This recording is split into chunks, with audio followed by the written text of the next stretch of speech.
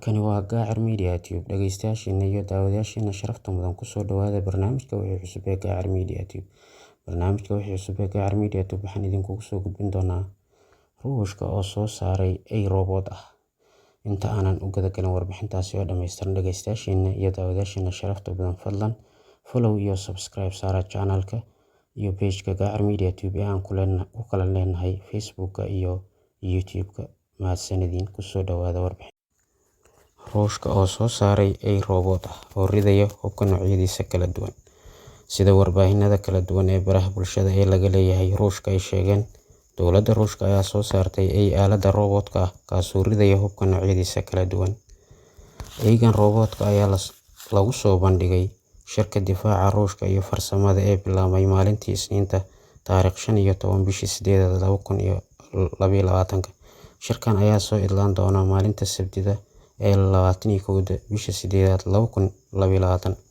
Shirkan ayaa la sheegayaa in ay kasoo qayb galeen dad gaaraya 1,500 oo qof. Sidoo kale shirkan ayaa lagu soo bandhigay 2,800 oo waxyaabood oo kala duwan. Sida warbaahinta Ruushku tabiyeen, ha ugu horeeyaan warbaahinta baraha bulshada ee Ruushka, muuqaal ay baahiyeen ee lagu baahiyay baraha bulshada ayaa muujinaya aygan robotka oo ridaya hubka RPG-ga lidka taangiyada kaasoo si toos ah ugu guuleystay in uu ku leeshaamo bartilmaameedkii loogu talagalay.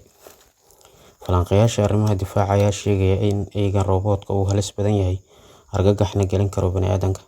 Sidoo kale, falanqeeyaasha difaaca ayaa intaa ku daray soo saarista aygan robotka ee hubka ridaya in uu wax ka bedelayo hub iibsiga suuqyada caalamiga, ayagoo xusay in warshadaha hubka Ruushka ay helayaan faa'iido ay ka helaan suuq-geynta hubka ay soo saaraan. Waxaa xusid mudan aaladda robotka in ay tahay aalad bani'aadamsame ah, taasoo lagu hagayo barnaamijyo kombiyuutar oo kala duwan. Aaladda robotka faa'iidooyin badan ayay ka helaan bani'aadamka. Tusaale ahaan, shaqo qof uu ku qaban lahaa ayaad kaga kaaftoomi oo robot ayaa ku qabanaya. Sidoo kale, faa'iido darri iyo halisna uu ku keeni karaa haddii si qaldan loo isticmaalo robotka. Tusaale ahaan, waxaa kugu filan aygan robotka ee Ruushka uu soo saaray ee hubka noocyadiisa kala duwan riday. Dhageystayaasheena iyo daawadayaasheena sharafta mudan, intaa waxay naga eg barnaamijka wixii cusub ee Gaacar Media Tube.